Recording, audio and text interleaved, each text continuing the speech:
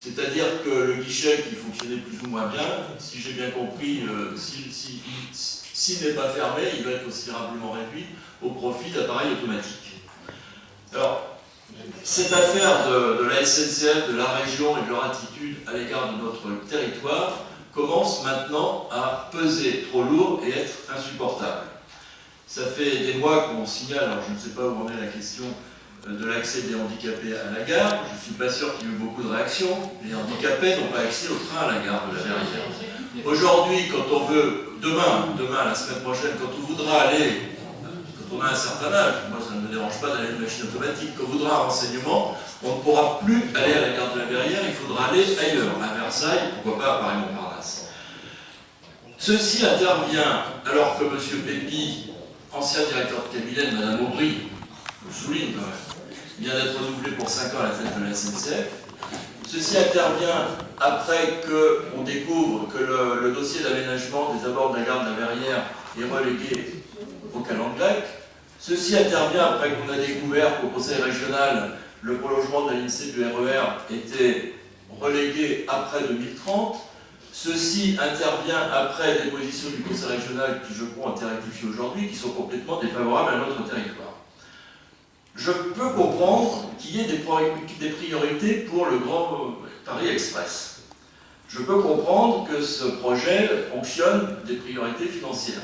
Je ne peux pas accepter, et j'en viendrai à plutôt qu'une question, une proposition, cet état général de délaissement qui est constaté à l'encontre de notre territoire. Et ceci est récent, alors que ici, sur 4 communes, je ne crois pas qu'on manifeste sur le plan politique un certain désaveu à l'égard des grandes tendances du Conseil régional, depuis le début de son élection, mais depuis quelques mois, il y a un revirement contre nos intérêts, contre notre avenir. Donc moi je souhaite, monsieur le maire, que vous vous concertiez avec nos voisins, les maires voisins, pour exprimer une protestation officielle et sévère à l'encontre du Conseil régional pour son désaveu et son délaissement de notre territoire, et maintenant à l'encontre de la SNCF qui se contre-moque de l'intérêt des usagers de Maurepas, d'Elancourt, de la Verrière et de Coignard. Cela dit, ce qui se passe, le plus gênant, c'est ce qui se passe pour les personnes âgées. Parce qu'on considère maintenant que tout se fait par électronique, la carte bleue, le ceci, le cela. Il est impossible à une personne âgée de prendre le billet grande ligne à la Verrière. On les renvoie sur 50 ans en Yvelines. Donc déjà, il faut qu'ils prennent le train pour aller à 50 ans en Yvelines. Donc ça pose un vrai problème d'accès au service public. Et deuxièmement, ça les relègue éventuellement sur des agences de voyage locales où ils paieront un supplément de X centimes. Donc, ce que dit Michel Chapat tombe bien, parce que je vois justement quelques collègues maires de... J'ai fait préparer, alors vraiment, je ne sais pas comment la question, j'ai fait préparer un reportage photographique sur la gare de la Verrière, qui est éloquent. Nous avions été avec Marie-Claude Dorémus. Je vais leur montrer les photos, on va les dater, et puis peut-être que dans 10 ans, on en fera d'autres, et ça se sera un petit peu aggravé. Mais le vrai problème, c'est pour les personnes âgées. Donc il faudrait peut-être voir ça, je ne sais pas comment, il ne s'agit pas de monter une agence de voyage au CCAS, mais il faudrait qu'on puisse au moins quitte à ce que ça se passe par Internet, ou par borne très compliquée. Parce que même moi, je suis bac moins 3 en informatique facilement. Déjà, pour prendre un billet avec la borne électronique, je me fais aider de temps en temps pour que ça marche. Mais les personnes un peu moins douées que moi devraient pouvoir accéder à ce service, et il faudrait éventuellement qu'on trouve un système d'aide au niveau du CCAS pour que les billets soient pris et qu'éventuellement elles puissent payer par chèque, car elles n'ont pas toutes des cartes bleues, et qu'on se substitue au système. Parce que le dénoncer, c'est bien, mais ça ne va pas faire changer M. Dupuis d'un poil. Parce qu'avec Marie-Claude Dorémus, on a été les voir pour les handicapés, on leur a rappelé qu'il y avait la loi Chirac, qu'en 2015, ils devaient mettre la gare aux normes. Ils ne vont rien faire à la gare en 2022. Donc, ils l'ont déjà dit. Donc, Donc ils vont déjà être hors la loi. Alors vous pensez que les personnes âgées, ils n'ont rien à foutre, puisqu'ils ne respectent même pas la loi Chirac sur les handicapés. Mais je voudrais rajouter que c'est l'accès de tous à la gare, parce que l'escalier de sortie est complètement dégradé. Quand il pleut, il faudrait aller faire des photos, il y a une énorme mare d'eau, ça tombe... J'ai des photos. Vous avez la mare d'eau aussi Dès qu'il pleut Ça c'est récent. Hein. J'ai aussi des toilettes, j'ai pas les toilettes intérieures, j'ai vu ça. Et de toute façon, ça va faire un dossier, que vous savez, à la SNCF, quand ils ont beaucoup de dossiers comme ça, ils ont des broyeurs, et puis ça ne change pas le problème. Là, depuis le mois de janvier, ça s'est beaucoup dégradé. Pour les Montpelliérains, les personnes âgées, je parle des personnes âgées qui ne peuvent plus prendre le billet de ville, il faudrait qu'on trouve un système pour les aider à le faire, sans les envoyer à 50 ans de ville. Parce que si c'est en plus pour qu'elles prennent, toujours par le même système de la carte bleue, un billet de tram pour aller à 50 ans de ville, on ne va plus le retrouver au retour.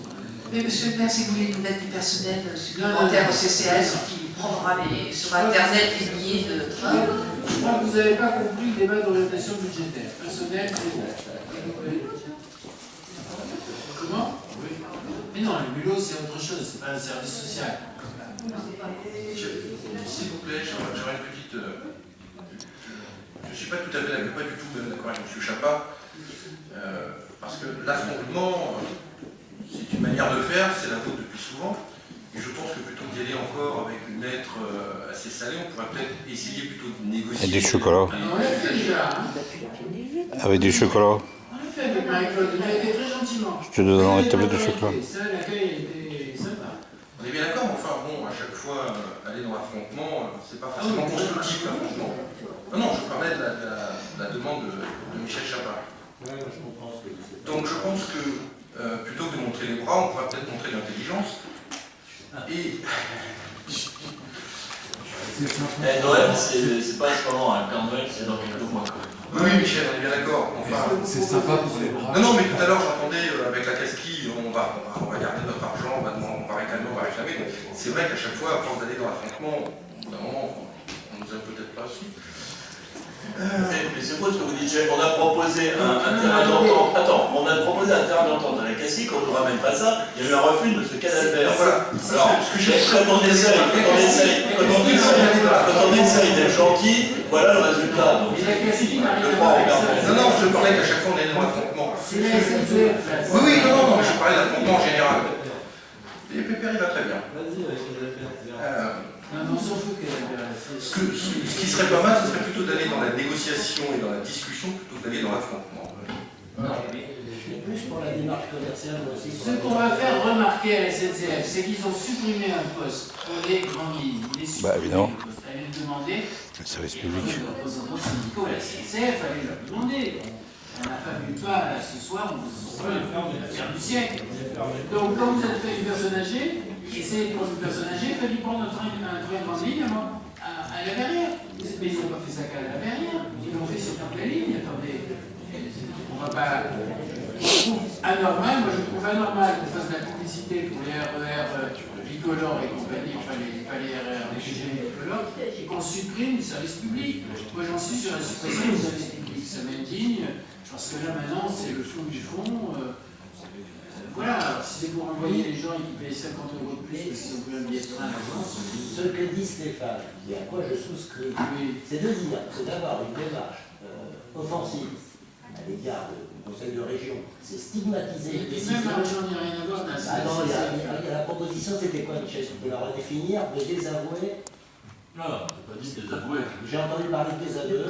Non, de délaissement de notre territoire. Pas désaveu. Enfin, D'accord. eux qui nous délaissent.